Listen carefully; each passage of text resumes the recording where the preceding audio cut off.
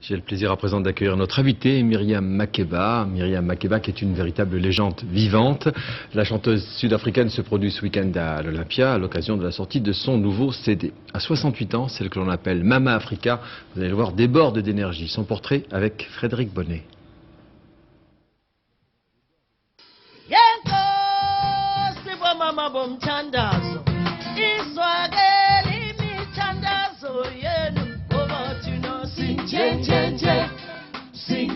Cette voix revêt une dimension tout à fait particulière. Myriam Makeba a chanté toute sa vie l'espoir, mais aussi la souffrance du peuple noir d'Afrique du Sud.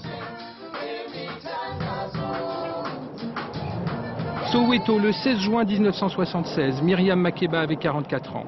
Dans ce quartier où elle est née, une manifestation qui réunissait 10 000 étudiants tourne vite à l'émeute.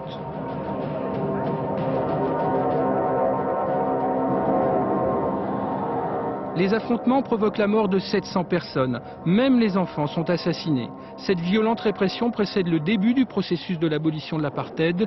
Myriam Makeba lutte en chanson depuis son exil qui va durer 30 ans.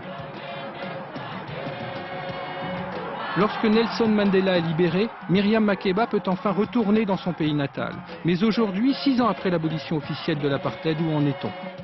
On ne peut pas dire que la discrimination est finie.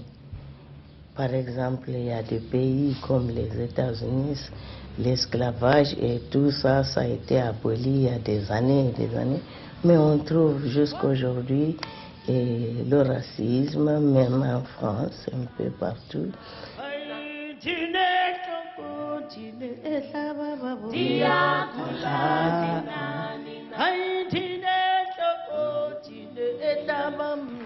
Toute sa carrière, la voix pour la paix de Myriam Makeba est reconnue par les plus grands.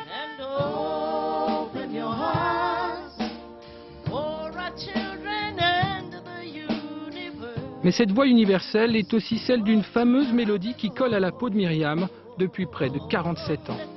On retrouve Pata Pata.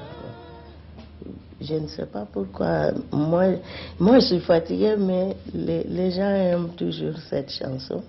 Je ne sais pas comment. Sakukuka satipega nansi pata pata. Sakukuka satipega. Iya mama. Ipata pata. Iya mama.